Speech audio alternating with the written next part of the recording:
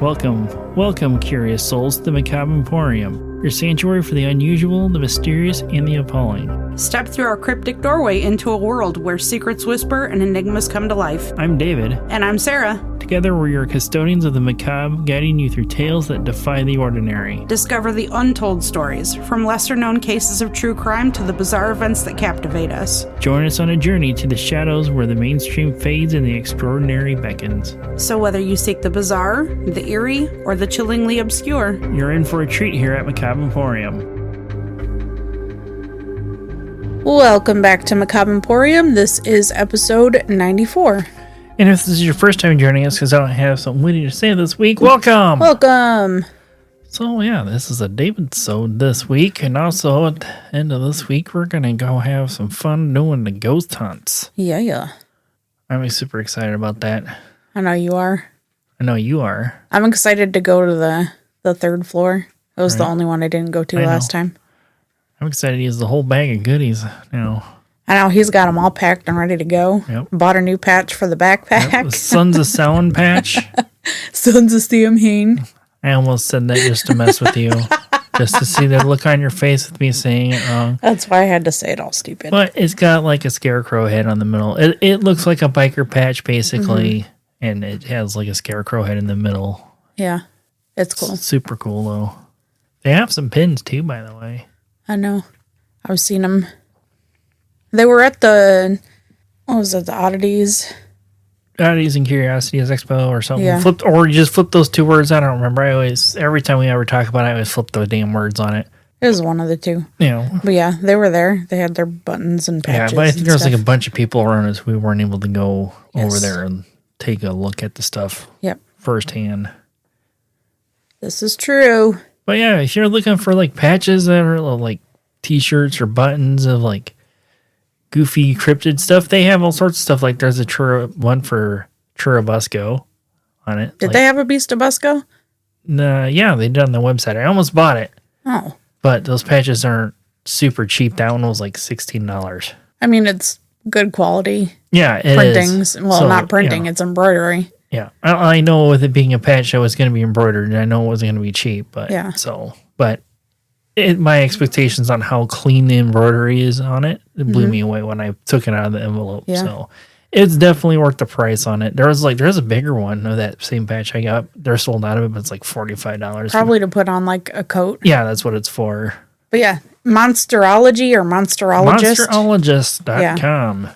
If you want some really cool patches and stuff to look like they got iron-ons, they have hook and loop, because you can't use Velcro because that's an actual technical brand name. But, everybody calls it Velcro. I'm calling it Velcro because... it's Velcro. Yeah, but, they can't call it that. It's hook and loop is what it is. Yeah. The generic name for it. But other than that, we don't have much else going on. We're still waiting to hear from the Stimson Hospital at the time we record this episode. Mm-hmm. But I'm looking to hopefully hear from them here soon, so we can possibly do a live stream there, or maybe if the crowd isn't too big, Friday, maybe we might do that. Who knows? We'll see if I'm up to it, if we have enough battery life, or in the biggest part, if we got a signal, because the building's made out of limestone where we're going. Or if we want to. Well, if we're into what we're doing. Yep. Maybe not. Yep, I might just forget just because I'm so super focused, or somebody's talking my ear off. Or you're talking someone's ear off. Yep. It goes both ways there. Yep. That I might just forget. But, there's going to be video evidence. There's going to be audio evidence I got to go through. So you guys are going to hear and probably see some of that if you post it on YouTube. Yeah, or on the Facebook group. Yep. There has been a request for... if we could look over all that stuff on the Twitch channel that you sit in and watch and give your own commentary also about, because you were there too, obviously. So people want to hear from you too also about it. I'll be there. So for this week, I'm doing some kind of history, true crimey type thing. True crime, get out of my territory, sir. This is weird not really weird true crime. It's oddball true crime, which is my wheelhouse. Thank you very much. Okay. Well, maybe not oddball, but I mean, it is. It's not like huge crimes were committed. It's a whole reversal thing on that. Interesting. Yeah. So we're going to be talking about Operation Flagship today. Okay. I have no clue. I figured you didn't, because I didn't know this existed, and it's actually inspired a couple different things. So you're ready to get started? I am. All right, let's get going. Like any big city with a major NFL team, many people who live there have season tickets.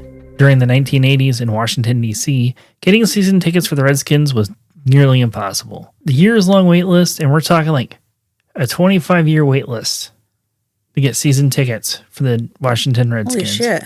To understand how much I have no clue about fucking sports, Yes. until I started looking into this, I assumed that the Washington Redskins played in the state of Washington. They didn't? No, they're in Washington, D.C. Oh. My entire life, I have always just assumed it was in the state of Washington because of being the Washington Redskins. I couldn't have told you any different. I don't fucking know. I know. Now, before somebody gets on me about, well, they're the Washington Commanders. Not at the time that this story happened. So they're going to be called the Redskins for this story. Yeah. Because, it's for historical accuracy. Yeah.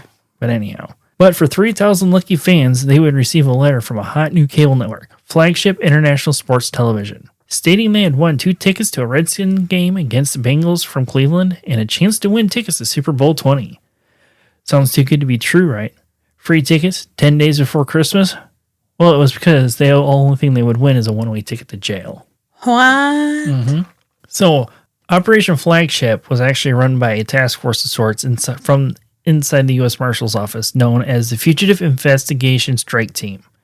In October 1979, Attorney General Benjamin Scavelet turned over the responsibility of investigating and monitoring certain fugitives from the FBI to the U.S. Marshals. 105 Marshal deputies would make up FIST and enforcement specialists to oversee investigating and apprehending fugitives in their districts. They would focus on what was considered Class 1 offenders, which included federal prison escapees, bail jumpers, parole violators, probation violators, people wanted for rape, murder, arson, all sorts of violent crimes and whatnot. So the bad guys. Yep. The real bad guys. I did try to see what they considered as Class 1, but I could not find a list of sorts. Not even on their website. So wait, a Class 1 included bail jumpers and murderers? Yes. So you could literally jump bail on some stupid shit like a parking ticket.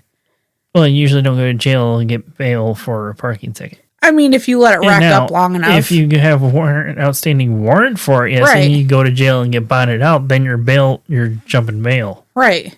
But literally to put them in the same category as somebody that's like murdered or raped?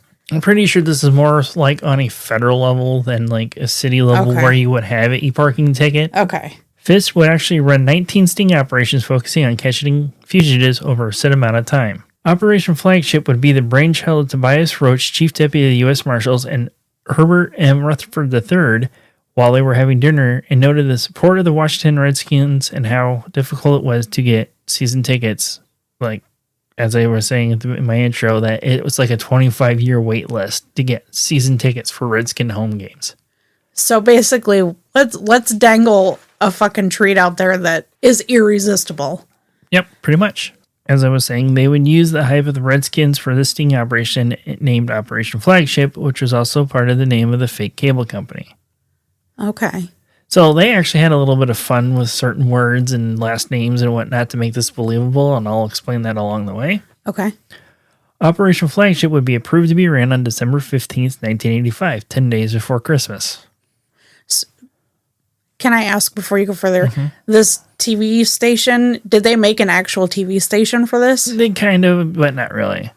Like, not a fully syndicated, No. like a local No, station? it wasn't like a fully, it was considered a cable company, which unlike today, okay. in the 1980s, cable television was like big money then Right. to have. That was a rich people thing. Word. Or satellite, the big fucking God. 12-foot The satellite dish on yep. top of the roof or 8 feet out in the yard. Yeah. They would send out 3,000 letters to the last known address of known fugitives, that they had won 2 tickets for the upcoming Bengals versus Redskin games and a chance to win 10 Redskin season tickets and also be entered into a raffle for an all-expenses-paid trip to New Orleans for Super Bowl 20. And were also invited to a free brunch to the morning of the game. Tobias Roach would have some fun with the fake names to make it all look legit. The invitations were signed by I. Michael Detnow, which Detnaw is wanted spelled backwards. Oh, no shit. Okay. Oh, hold on. There's a couple more. There's a couple little more fun things that they did with this. To claim their prize, these fugitives would have to use a special telephone number to confirm that they would be attending. A marshal acting as a phone operator would be redirected to Flaghship business manager Marcus Cran's office. Good afternoon, Mr. Cran. I received a letter from you for a brunch on December 15th. Did it say that you had won 2 complimentary tickets to the Redskins and Cincinnati Bengals game? Yes, sir. Congratulations. Thank you. Which is narc spelled backwards. Crayons? Well, Cran. Crayon. Okay. The phone operator would also put them on hold while they were confirming their identity, and they would have, for their wait music, I Fought the Law playing. We're going to load you up on a bus and take you on down to the stadium and have a good day on us. Jesus. Operation Flagship was also so convincing that a local television station sent a cease and desist order through their attorney to Flaghship International stating that it didn't have the proper license to operate in the district. Which is interesting because Flaghship International Sports Television is the full name, which is FIST. Fist. Yep. The same acronym for this task force that was specific to capturing fugitives like this. What was it? Fugitive what? It was Fugitive Investigation Strike Team. That's what it was. Wow, they just put all those little fucking gems in there, didn't they? Yep. The Marshals would use agents from outside the D.C. area to help lower the chance of any of the agents of the D.C. area being spotted by known fugitives and blowing the whole lid. Because actually 2 people that were confirmed were on the top 10 wanted list for the D.C. area. Oh, shit. Did show up. They would decorate the Washington Convention Center with balloons, being, maroon and gold, the Redskins colors. They would have a giant banner welcoming them with the Redskins helmets on both sides, and so welcome to Flaghship International Sports Television on this big giant banner in the pictures I saw of this. And they would also have another agent dressed up as like the chief from the Redskins mascot walking around. They also had the San Diego chicken walking around. Oh, God. But one thing they did say that they did have was Santa Claus, which are like, no, get him out of here. They're going to hate me having Santa Claus here. So they replaced him with the San Diego chicken because, in the 80s, the San Diego chicken was still a big deal at all sporting events. And they would also have agents dressed as convention center maintenance crews, just cleaning, emptying trash cans, sweeping the floor, all sorts of stuff, just monitoring the crowd. I mean, San Diego chicken had a gun. The chief Redskin, he had a gun. They're just like tucked down in their costumes. Just imagine if you had been one of these fugitives and you figured it out what was going on, and then you get dropped by the San Diego chicken and then get put in handcuffs by a guy in a chicken costume. Oh, man. You'd never live that down. I mean, but like, if you're going to go out, what an epic way to go out. Right. Like, to me, that would be funny as fuck. I would love to be a bystander just watching that shit happen. Yeah, I mean, it'd just be like, you guys aren't going to believe this. Hey, honey, you're not going to believe what happened today. I had to see a criminal get arrested by the San Diego chicken. It was amazing. That'd be one of those things that, like, unless you actually saw it or back in that time had a camcorder. Right, which not everybody walked around with it. And had gotten that on videotape. Like, that would have been hard to explain and have people believe you. Right. Oh, I mean, there is video from this whole operation of them walking around. Like, they made it look like it was legit camera, cable company. So they had people recording, footage of it. So like, oh, yeah, it being like, oh, yeah, it's going to be promotional stuff, blah, blah, blah, is my guess. I'm saying if a chicken doing a chicken costume had to take somebody down. Right. They would also have the female U.S. Marshal agents from outside the district come in and pose as usherettes as well, doing cheers for the Redskins, just making all this huge fanfare and everything, making it look legit as possible. And they even played a huge role into all of this. Because why they came up with this idea is because they're not going to expect wanting fugitives to come to a football game armed. Right. They just want a huge prize. They're optimistic. They're having a great time. It's like, yeah, I get to go to a Redskins game. This is going to be awesome, So they're off guard. at this point. So, and that was the biggest driving thing about this, was being able to arrest this many fugitives in this small time and with little to no resistance, basically. So with all this put into place, agents would actually rehearse in the early hours of that morning that the Operation Flagship was to take place, which was a great thing because they were supposed to start showing up at 9 a.m. They had people showing up an hour early at 8 a.m. Oh. So they were already super tired at that point, and they had a long day ahead of them. So when the fugitives would arrive at the Washington Convention Center, they would be greeted by the usher cheerleaders, chanting on the Redskins as it was a game day. They also had, I forgot to mention, the other part was that they had video footage of the Redskins playing football on the TV monitors placed out to it. They went all out to make this look like a legit thing. Huh. So when they, as I was saying, as the fugitives would arrive, they would be greeted and checked in by their ID that they were instructed to when they called in the phone number to confirm they were attending. An agent would call up to a control room where they would be confirmed to be who they said they were.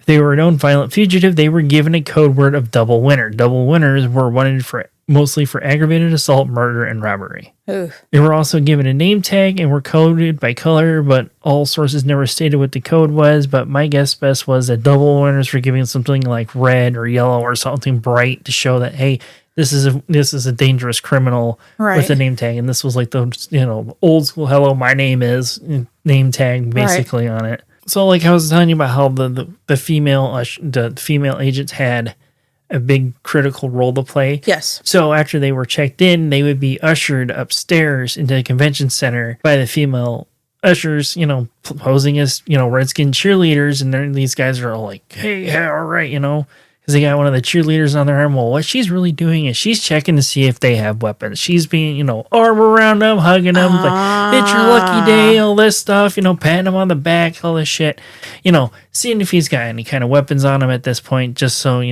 And they were none the wiser.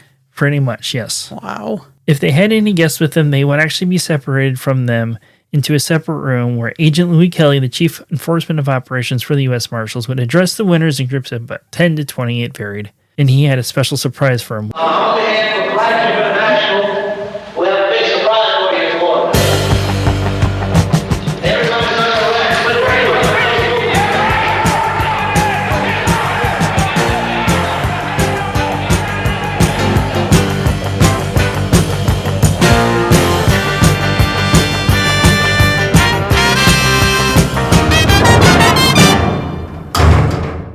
Well, that special surprise would actually be the Special Operations Group, which is basically the SWAT team for the U.S. Marshals, as they would rush into the room, weapons drawn, to arrest these fugitives and usher them out quickly to the real prize, a one-way nonstop trip to the Washington, D.C. jail. Wow. I would love to have seen their faces. I can show you a video later. Okay. So, because in the video, the way it shows them rushing in there, it's like there's this guy, he's got a grin up on his face almost. He's just like, God damn it. All this stuff, and he's like, yeah, they got me finally. He's like, he knew exactly what was really going on at that point. He's like, he knew he'd been had. There's no point in fighting it. And then there was a couple guys. I honestly think in one clip that they showed, I think the guy probably just tripped over his own feet and they went to the floor. From what it looked like in the angle from I can see, but there were one or two in the montage they showed that one or two actually did fight back.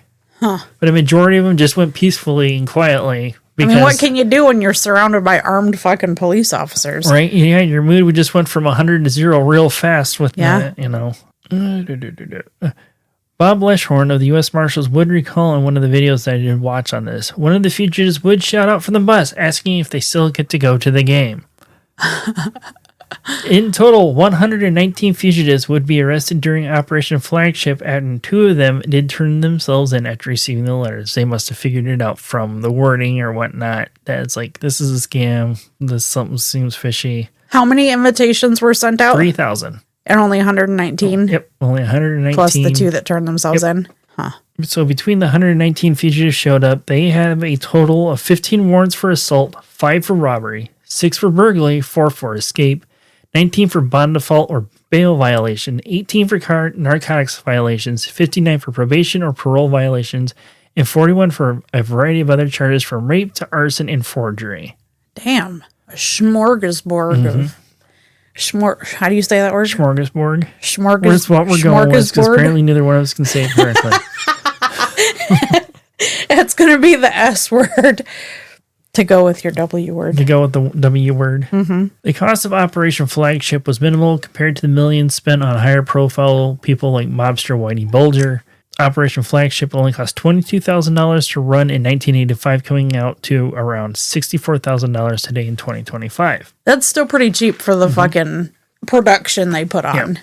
It would actually cost an average of $1,295 or $3,786 today for an individual arrest outside of the sting operations like Operation Flagship. So they went from spending over $1,000 to a few $100s per arrest that they made. Huh. If I remember correctly, I forgot to put in here, I think it came out to be in like today's money around like $300 per arrest during Operation Flagship. That they made? Or that they spent? That was the spending costs. Gotcha. Probably paperwork processing and shit at the jail. And other logistics stuff like fuel and stuff and whatnot like that. So when word got out about Operation Flagship internationally, there was other agencies from around the world calling the U.S. Marshal's office like, hey, can we get more details on how you did that? You know, because it was so effective to capture this many people in such amount of time. Other law enforcement agencies around the world started conducting their own Operation Flagships of sorts. They wanted to replicate it. Mm-hmm. Yeah. But this is also not the first time the U.S. Marshal's office conducted sting operations like this. No?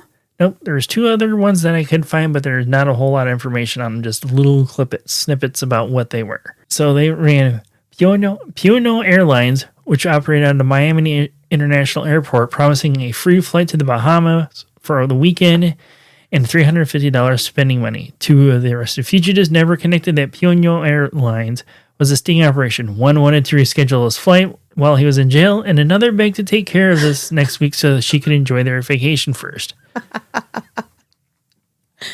God. Now, I didn't look up this guy's last name's pronunciation. I'm not going to bother because he's a Nazi sympathizer. Oh, no. But Konrad Kallias, which also was arrested in this operation and never stood trial for his war crimes during World War II from becoming part of the Nazi security police in Latvia. And then I looked a little bit more into this guy out of curiosity, and even up to his death, he fucking walked free, unfortunately. He was deported from the U.S. Good. But he unfortunately got to walk free and waste our fucking air. Not so good. Yeah. They also conducted an operation called Mr. Zip in the state of Virginia, where an agent would pose as a mailman needing to delivering a package to a wanted fugitive's last known address. Once they confirmed that that fugitive still lived there by using their ID, that he told me he needed to see an ID to confirm that, you know, that's is them, this is their address, blah, blah, blah, and all that. The agent, posing as a mailman, would tip his hat, wishing him a good day or whatever to make it more convincing. And the tipping of the mailman's hat was a signal, yep, he's in there. And then once he'd leave, U.S. Marshals would go storming in there and arrest the fugitive. Huh. Operation Flagship also inspired an episode of The Simpsons in Season 9 where Homer gets arrested for unpaid parking tickets. And more recently, as last year, M. Night Shyamalan drew inspiration from Operation Flagship for the 2024 movie Trap, where Mark Wahlberg plays a serial killer and has to escape a concert he has taken his daughter to before he is arrested. Huh. But it's Operation Flagship. I know it's going to be a little short episode this week, but we got a lot of stuff to do before Friday night. I got to double check batteries and make sure all the stuff that has rechargeable batteries is charged and all the memory cards are empty. So triple check them batteries. Yep. Make sure you got everything in the bag. That's interesting. Yep. Okay, so kind of in that same setup, like when cops used to be a big thing back in the day. Right. I used to absolutely love watching the dudes get busted in the hotel rooms that were like picking up the prostitute, but the prostitute was a cop undercover. Right. Those were my favorite. Yeah. I mean, it's basically the same thing. And then, the Catch a Predator was also the same thing too. Yeah. I miss that show. Right. But Operation Flagship is basically the grandfather of all that kind of thing, basically. That's crazy. I feel like we just saw something on the news about this not super long ago. What, Operation Flagship? Maybe not that, but something similar to that. We might have. If you see anything about sting operations like this where promises are made for grand prizes and whatnot, Operation Flagship is where it all started. Huh. That's interesting. If you get invited to something like that, just go ahead and go. Do your time. Right. Now, if they try and pull that in Detroit, they're gonna be like, yeah, fucking right. Oh, I'm sure. I'm sure Detroit people would still go.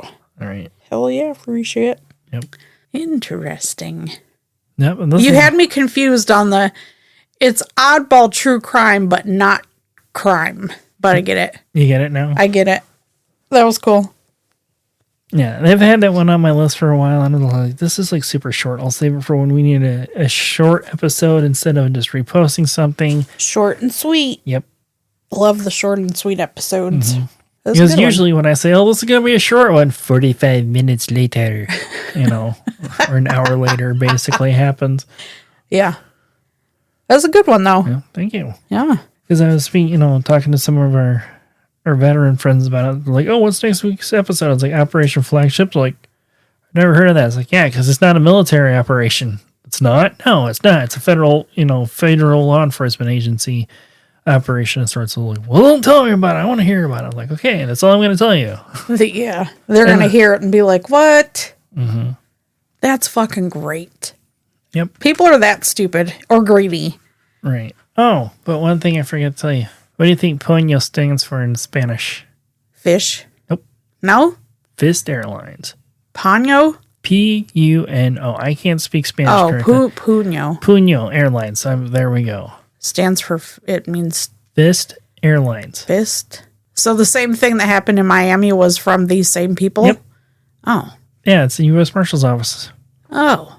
But yeah, Fist Airlines. So yeah, even in other operations, they still had fun with it other than Mr. Zip. But Dun, dun, dun. couldn't find any information on why it was called Mr. Zip, unfortunately. It was just like one little paragraph on Wikipedia and the U.S. Marshal's website about it. And that was it. There was no other real information.